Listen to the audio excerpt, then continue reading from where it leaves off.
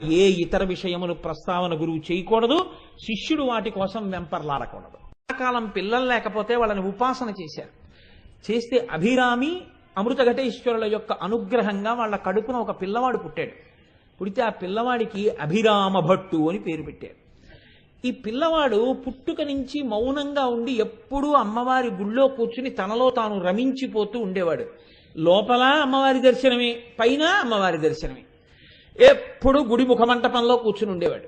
ఒక రోజున ఆయన అలాగే కూర్చుని ధ్యానంలో ఉన్నాడు. సంతోషంలో అంతరంగమంతా మగ్నమై ఉన్నాడు. ఈ స్థితిలో శరభోజీ మహారాజు గారు తంజావూరుని పరిపాలించేవాడు అట్టుగా వచ్చి గుడిలో పెడుతున్నాడు. అందరూ లేచి నిలబడ్డారు, మహారాజు వచ్చాడని. ఈయన ధ్యానంలో ఉన్నాడు, లేవలేదు.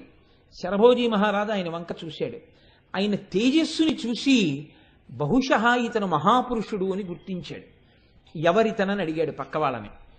ధ్యానం చేసుకుంటున్నాడు అని చెప్తే నేను వచ్చింది కూడా తెలియదా అని శిక్ష వేస్తాడేమోనని మీరు పట్టించుకోవలసిన వాడు కాదు అని చెప్పడం కోసం అని, అబ్బే ఏదో ఉన్మాది మహాప్రభో అలా మధుపానం చేసి పడుంటూ ఉంటాడు అన్నారు.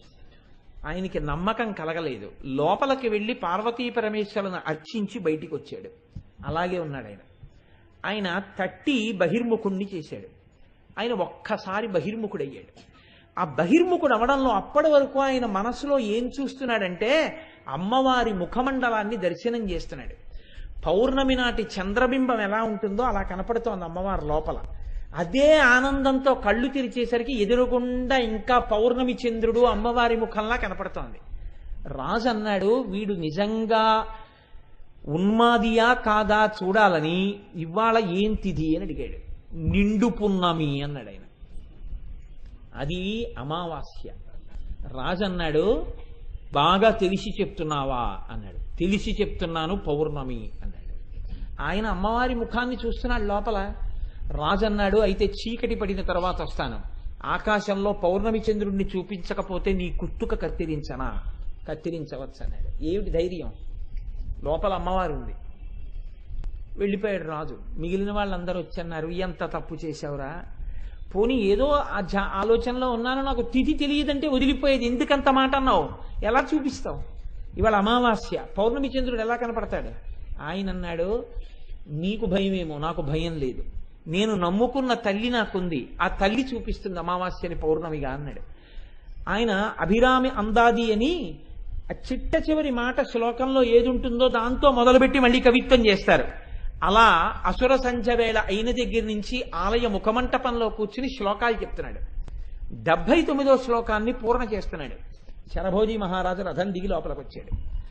ఆకాశంలో అమావాస్య నాటి చంద్రరేఖ మాత్రమే ఉంది. శరభోజీ అరుగు మీదకి వచ్చి అభిరామ భట్టుని చూసి ఇలా చూడని ఇలా వేలు చూపించాడు. చూపించేసరికి అంతే, అమ్మవారు ఈ తనని నమ్ముకున్న భక్తుణ్ణి రక్షించడం కోసం తన చెవి కుండలాన్ని తీసి ఆకాశంలోకి విసిరింది. అంతే, పౌర్ణమి చంద్రుడై ప్రకాశించింది. శరభోజీ ఆయన కాళ్ళ మీద పడి క్షమార్పణ వేడాడు. శివ శివ పశ్యంతి సమం. ఆయన మహారాజా ఇదంతా అమ్మవారి అనుగ్రహం అన్నాడు. మళ్ళీ అదే ధ్యానంలో ఉండిపోయాడు. మహాపురుషులైనటువంటి వారు సన్మానమును కోరుకోరు. వారికి ఏదైనా ఇబ్బంది వచ్చినా ఈశ్వరుణ్ణి నమ్ముకుని జీవించేస్తుంటారు. అటువంటి స్థితిని పొందగలిగినటువంటి వారెవరున్నారో వారందరూ కూడా అమ్మవారి యొక్క ఆ దంతపంక్తిగా ప్రకాశించిన వారు. అందుకే నేను తరచూ ఒక మాట చెప్తుంటాను, మిగిలిన దేశాలకి గొప్పతనం ఎక్కడి నుంచి వచ్చింది అంటే అక్కడ ఒక ప్రాజెక్ట్ ఉంది కాబట్టి, ఒక వాటర్ ఫాల్ ఉంది కాబట్టి, లేకపోతే ఏదో ఒక పెద్ద సౌధం ఉంది కాబట్టి, లేకపోతే ఏదో ఒక విగ్రహం ఉంది కాబట్టి అక్కడ పేరు వచ్చి ఉండొచ్చు. భారతదేశానికి పేరు ఎందుకు వచ్చింది? మహాపురుషులు ఈ గడ్డ మీద పుట్టి తిరిగారు కాబట్టి వచ్చింది. ఈ గడ్డకి గొప్పతనం ఎక్కడి నుంచి వచ్చిందంటే శంకరాచార్యులు వారు పుట్టబట్టి. పోప్ జాన్ పాల్ II భారతదేశ పర్యటనకు వచ్చి బాంబేలో విమానం ఆగినప్పుడు ల్యాడర్ వేస్తే దాని మించి కిందకి దిగి ఆఖరి మెట్టు దగ్గరికి వచ్చి భారత గడ్డ మీద కాలు పెట్టకుండా ఆ మట్టిని గుప్పెటతో తీసి కళ్ళకద్దుకుని తల మీద కొంచెం వేసుకుని నమస్కారం చేసి కాలు పెట్టాడు. కొన్ని వేల మంది విలేకరులు ఉన్నారు, మీరు ఎందుకు కాలు పెట్టలేదని అడిగారు. ఎవరినో తెలుసా అండి? ప్రపంచ క్రైస్తవ మతాధిపతి పోప్ జాన్ పాల్ II. అడిగితే ఆయన అన్నాడు, ఇక్కడ భగవద్గీత పుట్టింది, ఇక్కడ త్రివేణీ సంగమం ఉంది, ఇక్కడ మహాపురుషులు పుట్టారు, సనాతన ధర్మమునకు ఆలవాలము, మోక్ష విద్య గరపిన భూమి, దీన్ని నా కాల్తో తొక్కే అధికారం నాకు లేదు, మట్టి పట్టి నమస్కరించి దిగాను. అది ఈ జాతి వైభవం. అటువంటి గడ్డ మీద పుట్టిన వాళ్ళం, సనాతనమైనటువంటి ధర్మమునందు పుట్టిన వాళ్ళం. విలువ తెలుసుకున్నవాడు తండ్రికి కొడుకుగా ఉంటాడు, తెలుసుకోలేనివాడు ఒకనాటికి తెలుసుకుంటాడు. తెలుసుకున్న వాళ్ళని సంతోషంగా మాట్లాడు, తెలుసుకోని వాళ్ళ గురించి నీకెందుకు బాధ? కనుక అంత గొప్ప జాతి. కాబట్టి ఇక్కడ పేరు ప్రఖ్యాతులు దేనివల్ల వచ్చాయి? అమ్మవారి యొక్క దంతపంక్తిగా ఎవరున్నారో అటువంటి మహాపురుషుల వల్ల మాత్రమే ఇక్కడ పేరు ప్రఖ్యాతులు వచ్చాయి. అమ్మవారి అనుగ్రహం అంటే, అమ్మవారి పళ్ళవడం అంటే ఏమిటో తెలుసా అండి? అమ్మవారి అనుగ్రహంతో ఆ స్థితిని పొందడం. అందుకే ఆ స్థితిని పొందిన వారికి వెనకనున్న నేపథ్యాన్ని మీరు చూస్తే, వీరు ఇంతటి వారవడానికి కారణమేమి అంటే మీకు దొరకదు. మీకు బాహ్య విచారణ చేత ఈ ప్రజ్ఞ ఆయన యందు ఎలా ప్రకాశించింది అని అడిగారు అనుకోండి, దానికి మీకు హేతువు దొరకదు. అలా దొరకకపోవడం వెనక ఈ అమ్మవారి యొక్క అనుగ్రహం ఉంది. అది అమ్మవారి పళ్ళు అవడం అంటే. మీకు నేను ఒక ఉదాహరణ చెప్తాను. అఖిలాండేశ్వరి అమ్మవారి ఆలయం ఉంది జంబుకేశ్వరంలో. అమ్మవారు ఇప్పటికీ తిరుగుతుంది దేవాలయ ప్రాంగణంలో. ఒకానొకప్పుడు వరదన్ అనబడేటటువంటి ఒక వ్యక్తి వైష్ణవ సంప్రదాయంలో ఉండేవాడు. కానీ వంటలు చాలా బాగా చేసేవాడు. ఆయన అఖిలాండేశ్వరి అమ్మవారి ఆలయంలో వంటలు చేయడం కోసమని వినియోగింపబడ్డాడు. ఆ గుళ్ళోనే ఒక పరిచారిక ఉండేది, ఆవిడ పేరు మోహనాంగి. ఈ వరదన్ ఆ మోహనాంగిని వివాహం చేసుకోవాలనుకున్నాడు. ఆవిడంది, నేను పరమశైవ సంప్రదాయములకు చెందినదాన్ని, నేను ఒక శైవుడికి భార్య కావాలి అని కోరుకున్నాను, అందుకు నువ్వు శైవమతం స్వీకరిస్తే నేను నిన్ను వివాహం చేసుకుంటానని. ఆయన ఈ మోహనాంగి కోసమని శైవమత స్వీకారం చేశాడు. భక్తితో చేయలేదు. శైవమత స్వీకారం చేసి అంత భక్తితో ఆ శ్లోకాలు చదువుకుంటూ అమ్మవారికి నైవేద్యం తయారు చేసేవాడు. ఒకానొక రోజున అందరూ వెళ్ళిపోయారు గుళ్ళో. ఇతను వంట పాత్రలన్నీ కడుక్కుంటూ వంటశాలలో ఉన్నాడు. అమ్మవారు గజ్జలు గల్లు గల్లు గల్లు అంటూ లోపలికి వచ్చింది. కూర్చుని అంట్లు తోముకుంటున్న వరదన్ తెల్లబోయి అమ్మవారి వంక చూసి, తల్లి కాలి అందియలు మోగుతుండగా వస్తుంటే మాటలండి అని ఉండిపోయాడు. ఆవిడ ఇలా 2 వేళ్లతో ఆ నాలుక పైటికి పట్టుకుని బీజాక్షరాలు రాసేసింది. అతని పేరు మారిపోయింది, కాలమేఘన్. నల్ల మేఘం ఎలా వర్షిస్తుందో అలా కవిత్వం చెప్పాడు అతను. ద్రవిడ సంప్రదాయంలో ఆయన యొక్క పాశురాలు, ఆయన రచించినటువంటి పద్యాలు, వాటిని చెప్పకుండా ఎవరు ఉపన్యాసాలు చెప్పరు. అంత గొప్ప కావ్యరచన చేశాడు. దాన్ని తిరువనాయిక్కవుళ అంటారు. అటువంటి కావ్యరచన చేసి అతని పేరు కాలమేఘంగా మారిపోయింది. దేనివల్ల అమ్మవారు అనుగ్రహం పొందాడు అని నన్ను అడిగారు అనుకోండి, ఇప్పుడు నేనేమని చెప్పాలి? పరమభక్తితో వంట చేసి పెట్టిన వాడికి అమ్మవారు అనుగ్రహం లభించింది. అమ్మవారు చూసేదేది అంటే, నేను మీకు ముందే మనవి చేసి ఉన్నాను, భక్తితో కూడిన కర్మాచరణము.